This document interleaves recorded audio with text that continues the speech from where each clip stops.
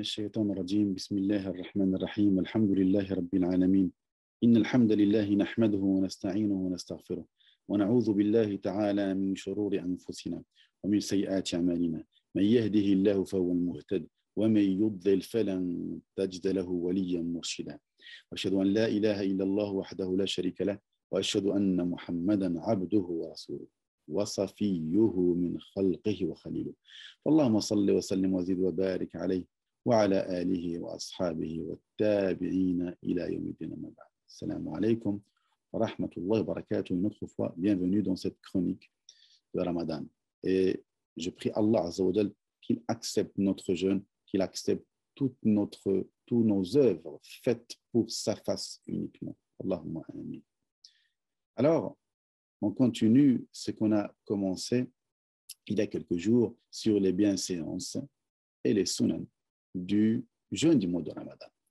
On s'est arrêté hier sur Al-Jud, sur cette générosité qu'avait le prophète alayhi salam, et il nous a été aussi demandé d'être généreux aussi pendant ce mois. Le 7e point que j'aimerais aborder avec vous, et ça sera d'une manière un peu plus longue, sur plus d'une fois, sur le fait de lire le Coran, d'apprendre son sens. Qira'atul Qur'an wa mudarasatuh. Le fait d'apprendre le Coran, le lire, l'apprendre par cœur aussi, c'est encore mieux. Ce Coran qui malheureusement a été délaissé par beaucoup parmi nous les musulmans. Ce Coran qui est la parole d'Allah, qui a été révélée du haut de 7 cieux, qui est la force du croyant. Cette force, c'est le câble auquel Allah nous a demandé de s'y cramponner.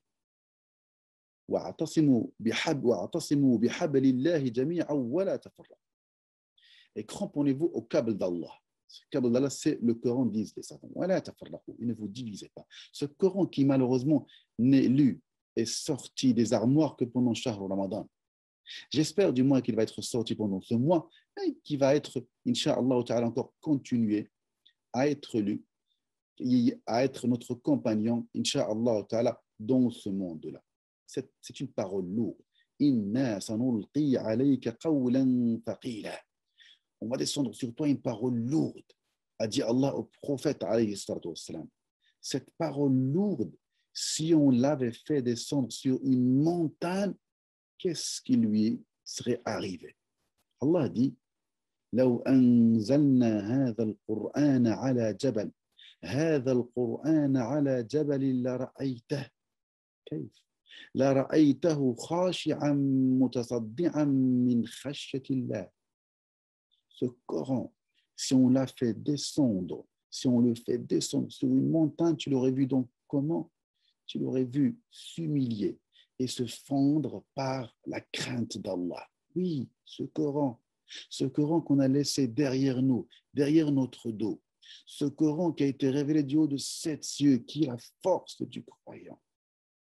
Ce Coran qui serait, Inch'Allah ta'ala, la cause par laquelle on va rentrer au paradis, je l'espère, Inch'Allah. Ce Coran qui, plus tu l'apprends, plus on te dira le jour du jugement, monte.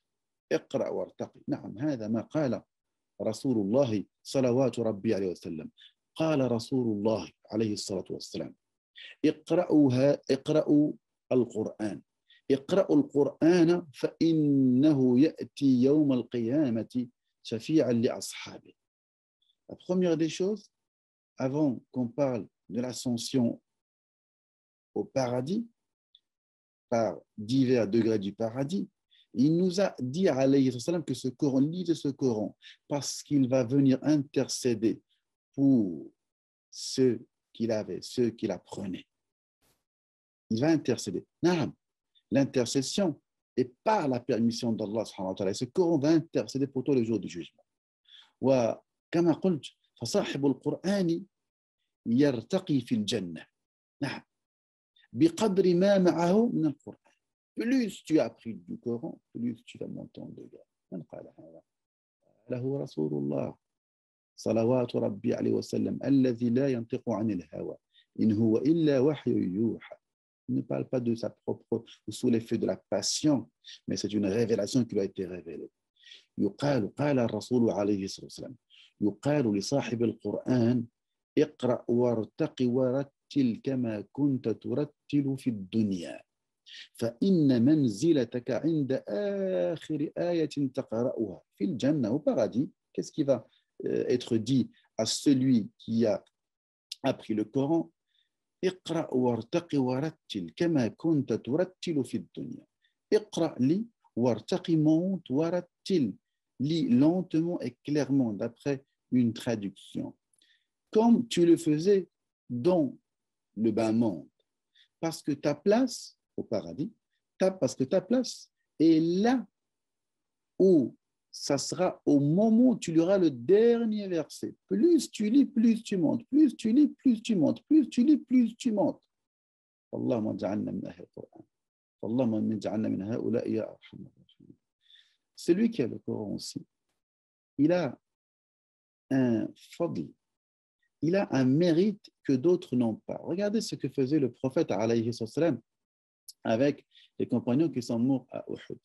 Pour faire rentrer, parce que c'était un petit peu difficile pendant cet enterrement, après la mort de quelques compagnons anhum, pendant Uhud, il voulait faire rentrer donc deux compagnons dans une tombe. Il posait la question, effectivement, ayyuhum aktharu akhdan lil Qur'an, qui parmi ceux-là qui a plus appris le Coran. فإذا أشير إلى أحدهما, et quand on dit que c'est un tel, il le fait rentrer en premier lieu dans la tombe. Ça, c'est le mérite de celui qui a appris plus de Coran.